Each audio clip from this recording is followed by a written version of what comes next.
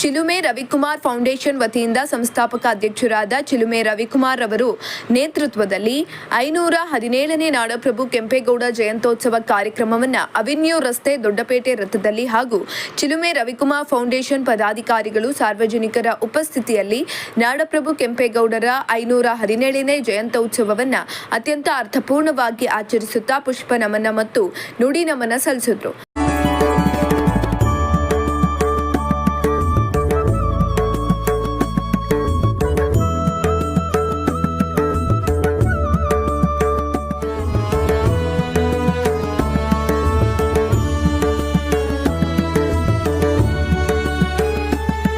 ಕಾರ್ಯಕ್ರಮವಾಗಿ ಚಿಲುಮೆ Ravikumar foundation ಸಂಸ್ಥಾಪಕ ಅಧ್ಯಕ್ಷರಾದ ಚಿಲುಮೆ ರವಿಕುಮಾರ್ ಅವರು ಸುದ್ದಿಗಾರರೊಂದಿಗೆ ಮಾತನಾಡಿ ತಮ್ಮ ಅಭಿಪ್ರಾಯ ವ್ಯಕ್ತಪಡಿಸಿದರು. ಇದೇ ಸಂದರ್ಭದಲ್ಲಿ ಸಮಸ್ತ ನಾಡಿನ ಜನತೆಗೆ ಕೆಂಪೇಗೌಡ ಜಯಂತಿಯ ಶುಭಾಶಯವನ್ನು ಕೋರಿದರು.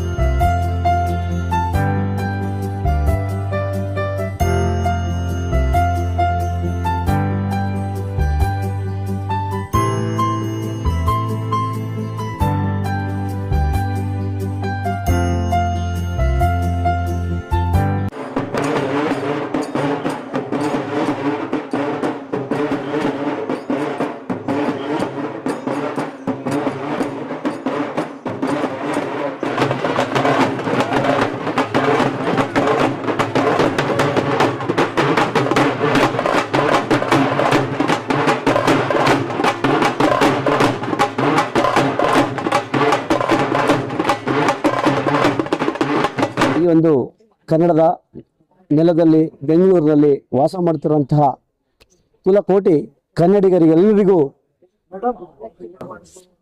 ಕೆಂಪೇಗೌಡರ ಜನ್ಮದಿನಾಚರಣೆಯ ಶುಭಾಶಯಗಳು.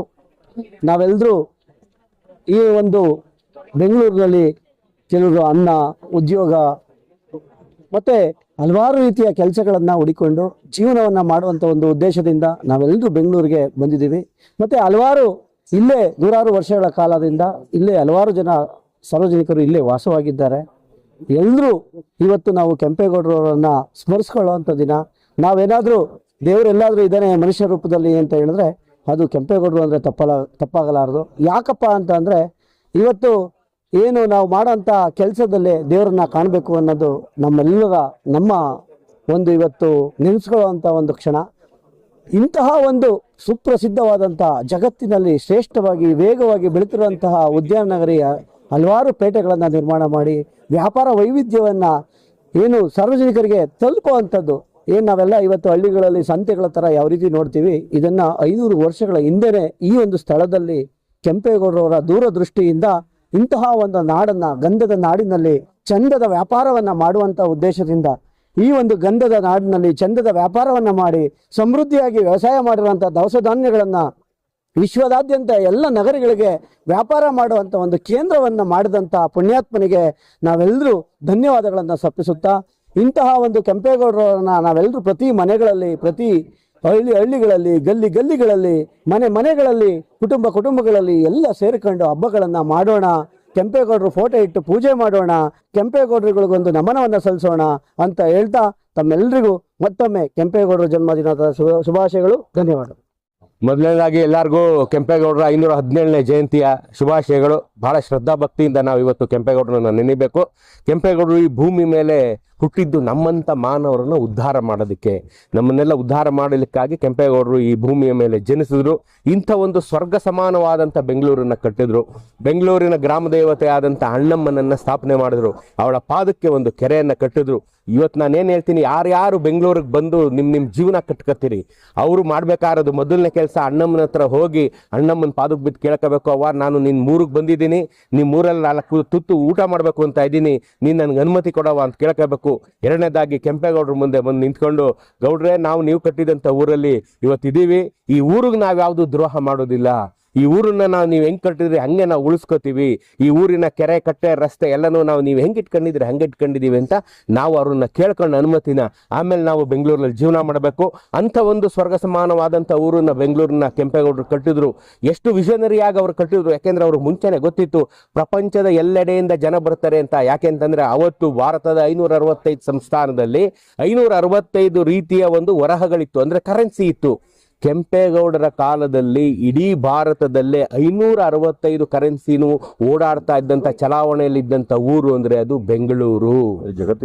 ಬೆಂಗಳೂರಿನಲ್ಲಿ ಇದ್ದಂಥ ಎಲ್ಲ ನಡೀತಾ ಇದ್ದಿದ್ದು ಯಾವುದೇ ಕರೆನ್ಸಿ ತಗೊಂಡ್ರು ಬೆಂಗಳೂರಲ್ಲಿ ಅವತ್ತು 500 ವರ್ಷದಿಂದ ನಡೀತಾ ಇತ್ತು. ಅಂದರೆ ಕೆಂಪೇಗೌಡರ ಕಾಲದಲ್ಲಿ ಎಂಥ ಉತ್ಕೃಷ್ಟ ಪರಿಸ್ಥಿತಿಯಲ್ಲಿ ಬೆಂಗಳೂರಿತ್ತು. ಬೆಂಗಳೂರೇನು ಇವತ್ತು ನೀವು ಕಟ್ಬಿಟ್ಟು ಬೆಂಗಳೂರು ಆಗೋಗ್ಲಿಲ್ಲ, IT ಬಂದ್ಬಿಟ್ಟು ಬೆಂಗಳೂರು ಆಗೋಗ್ಲಿಲ್ಲ. ಕೆಂಪೇಗೌಡರು ಕಟ್ಟಿದಾಗ್ಲೇ ಇದು ಅವತ್ತು ಜಗತ್ತಿನಾದ್ಯಂತ ಪ್ರಖ್ಯಾತಿಯನ್ನು ಹೊಂದಿದ್ದಂಥ ಊರು ಬೆಂಗಳೂರಾಗಿತ್ತು. ಅಂಥ ಒಂದು ಊರನ್ನ ಕಟ್ಟಿದಂಥವ್ರು ಕೆಂಪೇಗೌಡರು. ನಾವು ಯಾವುದೇ ಕಾರಣಕ್ಕೂ ಕೆಂಪೇಗೌಡರನ್ನ ಮರೆತರೆ ನಾವು ಬೆಂಗಳೂರಿಗೆ ದ್ರೋಹ ಮಾಡ್ದಂಗೆ, ನಾವು ದ್ರೋಹ ಮಾಡ್ದಂಗೆ. ಇವತ್ತು ನಾನು ಏನು ಹೇಳ್ತೀನಿ, ಇದ್ರ ಮೂಲಕ ಎಲ್ಲ ಜನತೆಗೆ, ನಾನು ಬೆಂಗಳೂರಲ್ಲಿ ವಾಸ ಮಾಡೋ ಎಲ್ಲ ಜನತೆಗೆ ಒಂದು ಕರೆ ಕಟ್ತೀನಿ. ನಿಮ್ಮ ಮನೆಗಳಲ್ಲಿ ಒಂದು ಕೆಂಪೇಗೌಡರು ಫೋಟೋವನ್ನು ಇಟ್ಟು ನಿಮ್ಮ ಮನೆ ದೇವ್ರಿಗೆ ಯಾವಾಗ ಒಂದು ಹೂ ಹಾಕ್ತೀರಾ, ಪಕ್ಕದಲ್ಲಿ ಕೆಂಪೇಗೌಡರಿಗೆ ಒಂದು ಹೂ ಹಾಕಿ, ನಿಮ್ಮಿಂದ ಇವತ್ತು ನಾನು ಈ ಊರಲ್ಲಿ ಬದುಕ್ತಾ ಇದ್ದೀನಿ ಕೆಂಪೇಗೌಡ್ರೆ ಅಂತ ಅವ್ರಿಗೆ ನಮಸ್ಕಾರ ಮಾಡ್ಬಿಟ್ಟು ನಿಮ್ಮ ಮನೆಗೆ ನಿಮ್ಮ ಕೆಲಸಗಳಿಗೆ ಹೋಗಬೇಕು. ಕೆಂಪೇಗೌಡ ಜಯಂತಿಯ ಶುಭಾಶಯಗಳು. ಚಿಲುಮೆ ರವಿಕುಮಾರ್ ಮತ್ತು ಫೌಂಡೇಶನ್ ಅವರು ಇಂಥದ್ದೊಂದು ಅದ್ಭುತವಾದಂಥ ಕಾರ್ಯಕ್ರಮ, ಈ ಪರಿಕಲ್ಪನೆ ಅವ್ರು ನನಗೆ ಹೇಳಿದಾಗಲೇ ನಾನೇ ಒಂಥರ ಶಾಕ್ ಆಗ್ಬಿಟ್ಟೆ.